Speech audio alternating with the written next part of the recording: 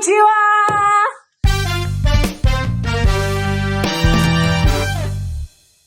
Assalamualaikum warahmatullahi wabarakatuh.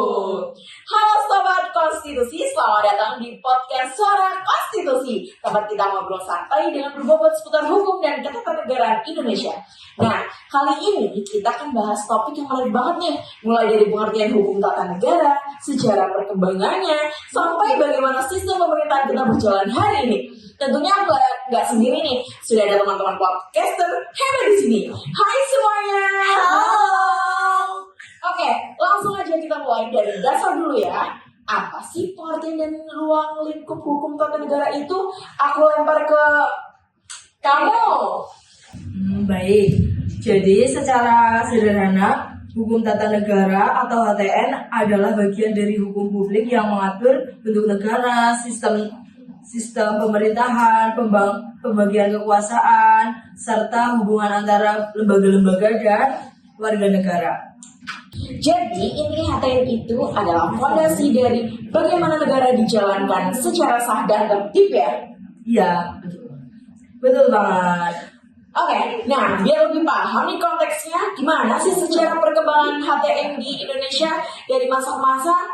Untuk Ririn, kamu bisa bantu jawab nggak?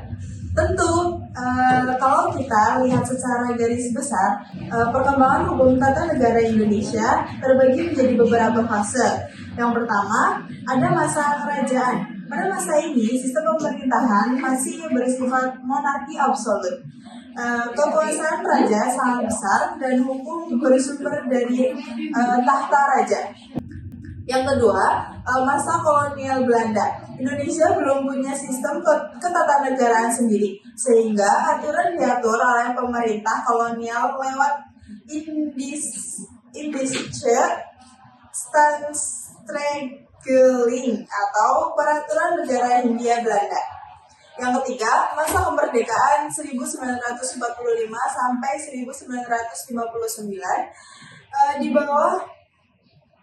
Setelah proklamasi, kita pakai Undang-Undang Dasar 1945, lalu sempat diganti dengan Konstitusi RIS pada tahun 1949 dan UUDS pada tahun 1950. Masa ini disebut periode demokrasi liberal. Yang keempat, masa Orde Lama dan Orde Baru. Di bawah Soekarno dan Soeharto, sistem pemerintahan berubah menjadi lebih sentralistik dan kekuasaan presiden sangat dominan. Yang kelima, era reformasi sejak 1998.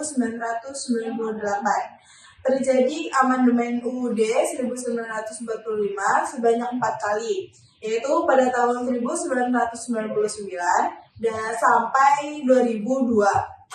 Hasilnya, lahirlah sistem pemerintahan yang lebih demokratis, transparan, dan membatasi kekuasaan presiden. Wah, lengkap banget. Jadi hukum tata negara kita itu berkembang mengikuti dinamika politik dan sejarah bangsa ya, Ririn? Yap, tepat banget. Oke, nah kita lanjut ke konsep teori negara nih. Buat Nabila, bisa bantu jelasin nggak sih teori dari Carlsen dan Dicey itu apa? Tentu bisa banget nih. Menurut Hans Carlsen, negara itu dipandang sebagai sistem norma hukum, yang artinya negara ada karena ada aturan hukum yang mengatur perilaku masyarakat dan pejabat negara. Ia dikenal dengan teori Stufenbau, Recht atau hierarki norma hukum, di mana UUD berada di puncak tertinggi. Sementara menurut A.V. Dicey, konsep utamanya yaitu rule of law. Hukum harus menjadi panglima semua orang, termasuk pejabat negara, tunduk pada hukum. Jadi kalau digabung, teori Carlsen dan Dicey mengajarkan bahwa negara harus dijalankan berdasarkan hukum dan bukan kekuasaan semata. Oke, nah itu penting banget buat menjaga keadilan dan keteraturan dalam pemerintahan ya teman-teman ya. Kalau bicara tentang prinsip negara hukum, Indonesia secara tegas disebut dalam pasal 1 ayat 3 Undang-Undang 1945 bahwa negara Indonesia adalah negara hukum. Artinya segala tindakan pemerintah harus berdasarkan hukum dan sewenang-wenang. Sedangkan demokrasi konstitusional artinya sistem demokrasi yang dijalankan berdasarkan konstitusi. Jadi kekuasaan rakyat dibatasi oleh hukum dasar supaya tidak terjadi penyalahgunaan wewenang. Oke, jadi rakyat berdaulat tapi tetap ada aturan mainnya ya? Iya dong. Iya. dong. Indonesia menganut sistem pemerintahan presidensial, di mana presiden adalah kepala negara sekaligus kepala pemerintahan. Ciri khasnya yaitu presiden tidak dapat dijatuhkan oleh DPR kecuali melanggar hukum. Presiden dan DPR dipilih langsung oleh rakyat. Ada permasalahan kekuasaan yang jelas antara eksekutif, legislatif, dan yudikatif. Oh alah, jadi presiden itu punya posisi yang kuat tapi tetap dikontrol oleh lembaga lain. Nah, itu betul banget. Presiden mempunyai wewenang sebagai kepala pemerintah dan kepala negara, seperti menjalankan undang-undang, mengangkat dan memberhentikan menteri, memimpin kabinet, serta menjalankan hubungan luar negeri dan pertahanan. Sedangkan kabinet atau para menteri adalah pembantu presiden dalam menjalankan fungsi eksekutif. Tapi ingat, secara konstitusional tanggung jawab tertinggi tetap di tangan presiden. Nah, kalau bicara tentang lembaga legislatif, kita punya 3 lembaga penting yaitu DPR, DPD, dan MPR. Nah, DPR, Dewan Perwakilan Rakyat, memiliki fungsi legislasi, anggaran, dan pengawasan.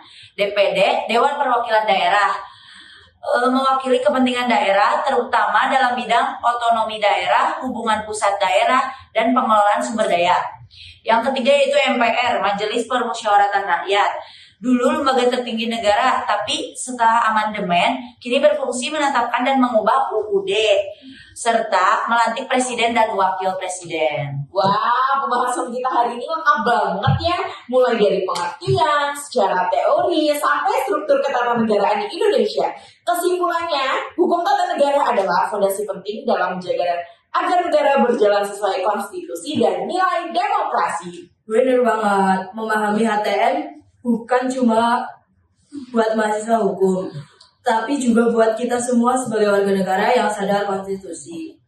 Setuju, karena dengan paham HTN kita bisa lebih kritis dan peka terhadap kebijakan negara. Dan tentu kita bisa ikut menjaga agar prinsip negara hukum tetap tegak di Indonesia. Oke, terima kasih buat teman-teman semua yang sudah dengerin podcast Suara Konstitusi. Sampai jumpa di episode berikutnya. Salam konstitusi. Salam.